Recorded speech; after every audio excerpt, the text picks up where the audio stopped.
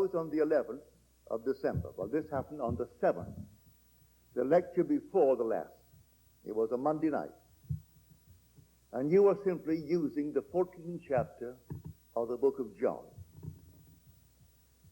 And suddenly, at almost the very end of your lecture, I found myself standing in a huge temple, standing at the entrance. I was about to leave, and I thought I would simply take one more look at the interior of this temple, because I was about to depart. As I looked in, every wall had 2 columns, and then a door leading through the columns. They're all equally spaced. And in front of the doorway, which led out, there was a statue.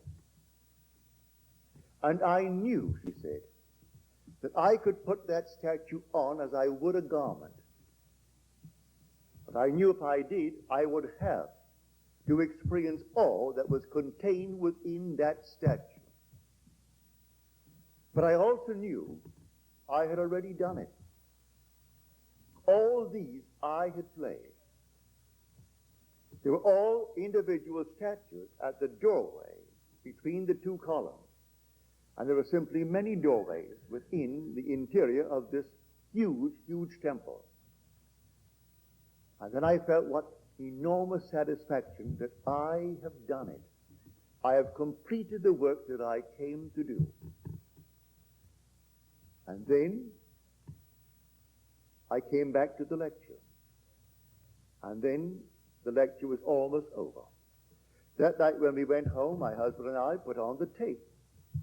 And I knew when I had dropped from hearing you audibly here and found myself standing at the entrance, departing from this enormous, huge temple. For I make notes as you speak. And the last note I made was this: he is not the garment that he wore. That's the last thing I wrote down. All is spirit. And then I came back. You spoke beyond that, but I had no notes beyond that. That was my last note. So when you said, he is not the garment that he wore, it was then that I found myself standing in the entrance to this huge, huge temple. And these statues, and every one was something I could have worn as easily as I now wear a dress. And then I realized I have worn them. I have played all this. I don't have to replay them. I have played them. I have experienced everything that they can give to anyone, leaving them there for anyone else to experience it. I can't thank you enough for that. What a wonderful vision, and may I tell you how true it is. When you see these things in eternity, the whole thing is done. It's a play. But you and I are the actors. God only acts and is in existing beings or men. Well, the actor in you is your own wonderful human imagination. That's the actor. That's God. And God only acts. Now, he actually puts on these garments. He puts them on by penetrating and annexing the brains of the garment he is going to wear. But within that garment, there are limitations and horrors and all kinds of things.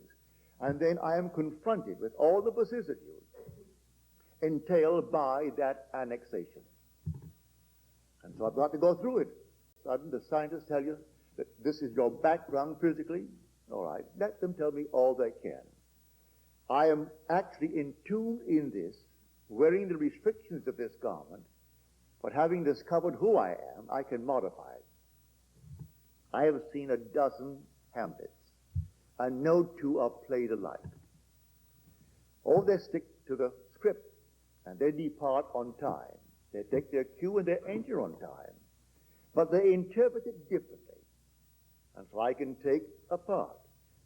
And knowing who I am, that I am the actor, that I am not the thing that I am playing. I am the actor playing a part. Well, if I know I am, then I can modify the drama. I can interpret it differently without changing the words of the author. If I say to every one of you, you are the Lord Jesus Christ. You are God. If you don't want to believe it, it's perfectly all right.